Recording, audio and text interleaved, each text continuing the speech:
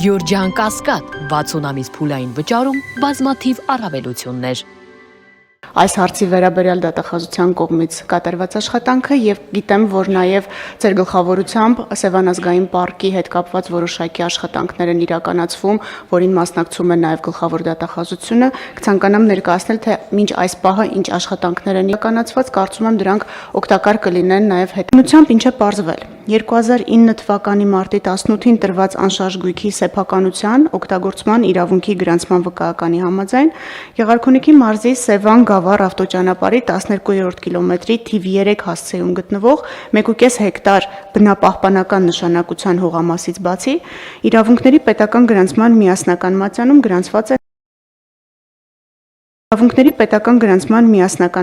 գրանցված է նաև արտադրական կոոպերատիվի կառուցապատման իրավունքը։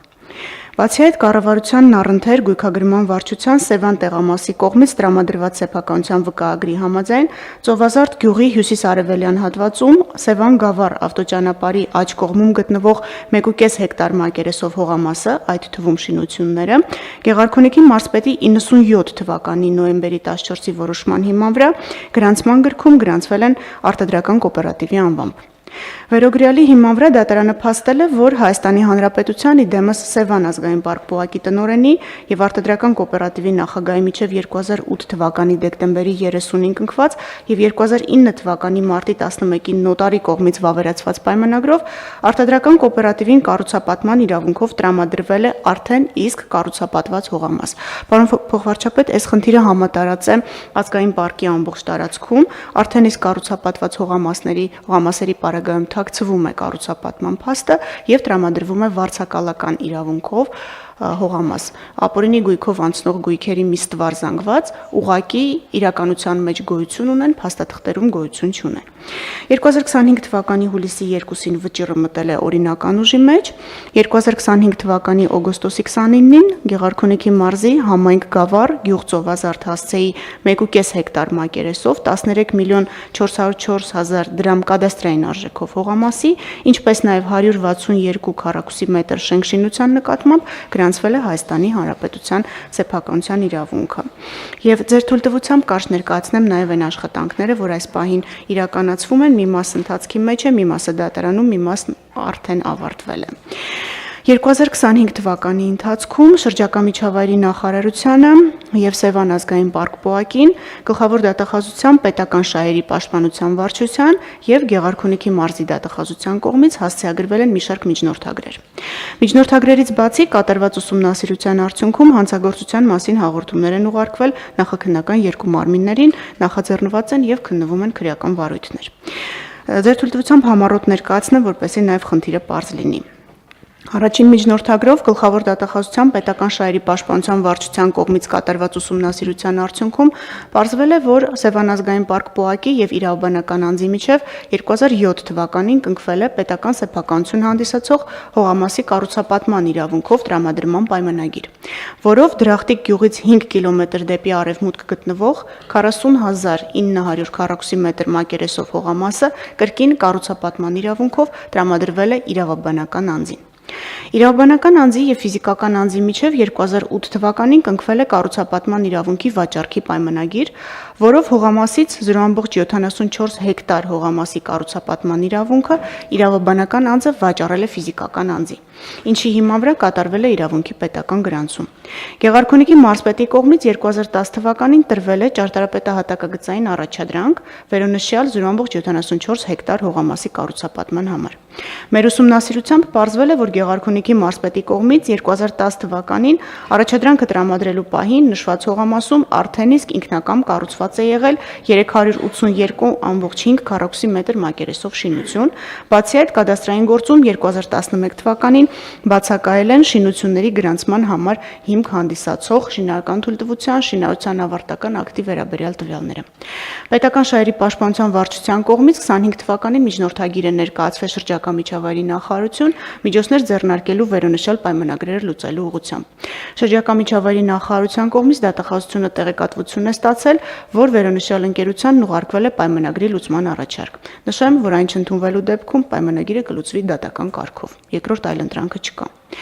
Համանման կերպով Գեղարքունիքի մարզի դատախազության կողմից պետական շահերի պաշտպանության լիազորության շրջանակում կատարված ուսումնասիրության արդյունքում պարզվել է, որ Սևան ազգային պարկ պոակի եւ ֆիզիկական անձի միջև 2021 թվականին կնքվել է 1 հեկտար մակերեսով 68 միլիոն 343 հազար դրամ շուկայականին մոտարկված կադաստրային արժեքով գույքի վարձակալության պայմանագիր։ Ուսումնասիրության արդյունքում պարզվել է, որ մրցույթը կազմակերպվել է 2004 թվականին, սակայն հաղթողի հետ պայմանագիրը կնքվել է 17 տարի հետո 2021 թվականին։ Հայտնաբերված խախտման հիման վրա Գեղարքունիքի մարզի դատախազի առաջարկով 25 թվականի դեկտեմբերի 4-ին վարձակալության իրավունքի վկայականը ճանաչվել է ուժը կորցրած։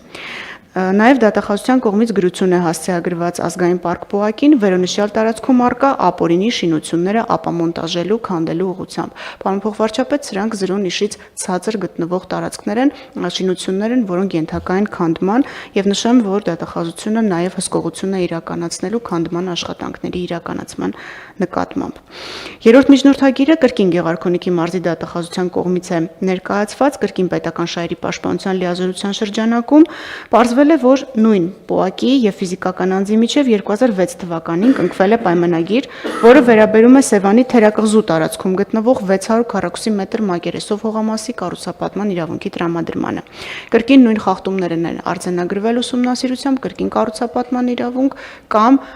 հողամասի վարձակալություն առանց արձանագրելու ինքնակամ շինությունը։ Կրկին դատախազությունը գրություն է հասցեագրել Սևան ազգային պարկ պոակին, առաջարկելով լուծել պայմանագիրը։ Միաժամանակ նշեմ, որ հանցագործության մասին հաղորդում է ուղարկվել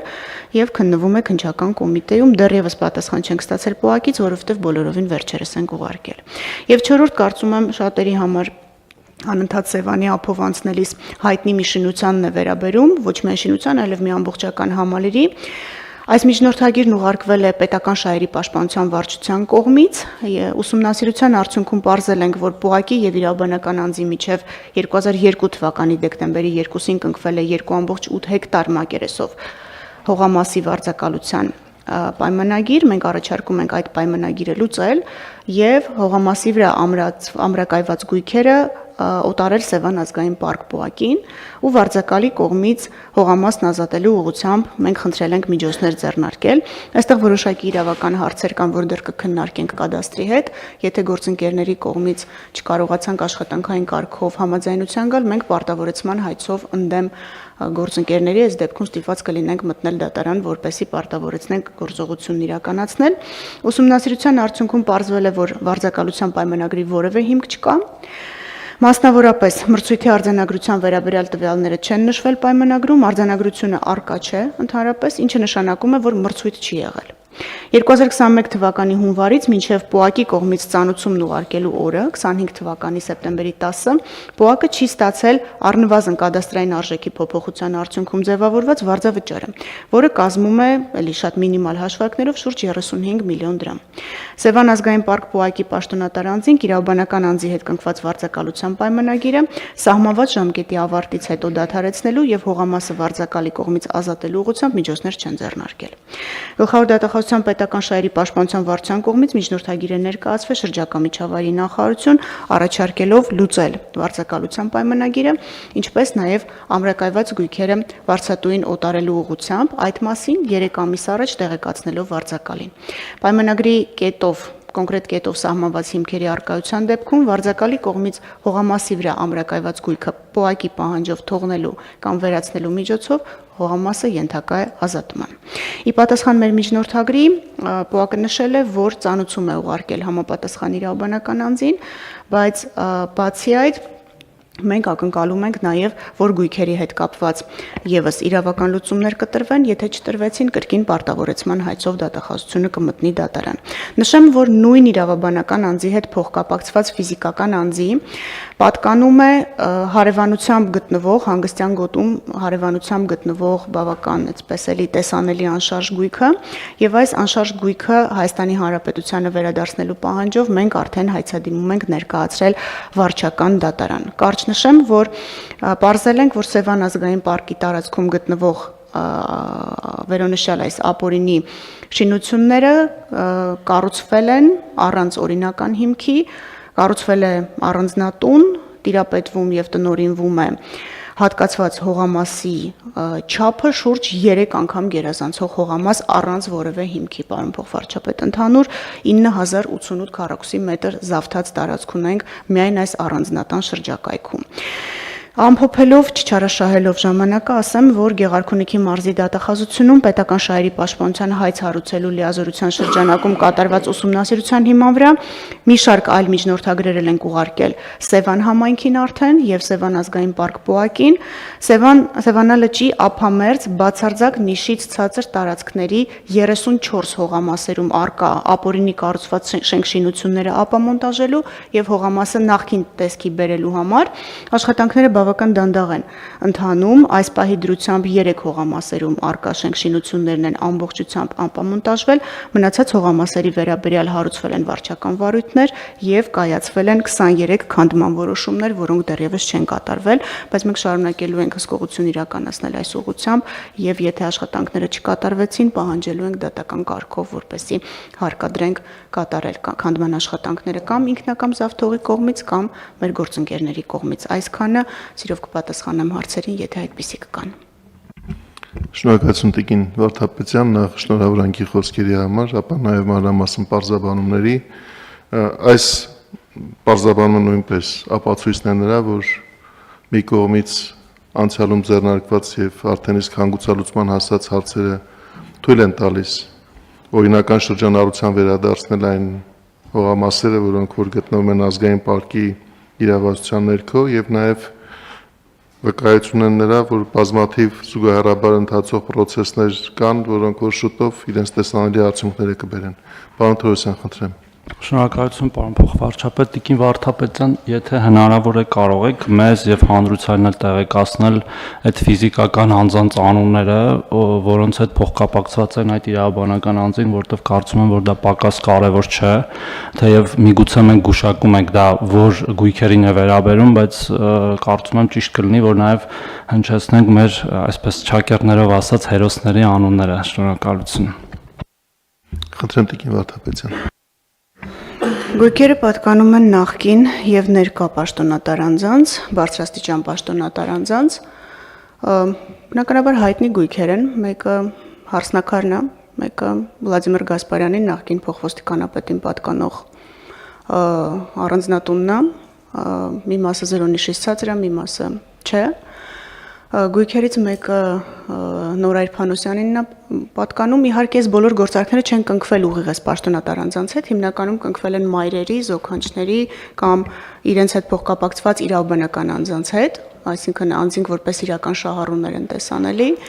Առանձնատունը, որի մասին նշեցի, եւս պատկանում է Ռուբեն Հայրապետյանին, մի գույք կա, որը պատկանում է Սասուն Միքայելյանին, մի գույք եւս, որը պատկանում է իրավաբանական անձին, այդ մասին ուղղակի փոքրեր գույքը 450 քառակուսի մետրի մասին է խոսքը, պատկանում է իրավաբանական անձին, որը նման բարձրաստիճան պաշտոնատար անձ չի, միջին ուղղակի պաշտոնատար անձ է։ Ու այս աշխատանքները հիմնականում վերաբերում են պարոն Թորոսյան նախկին եւ ներկա պաշտոնատար անձանց։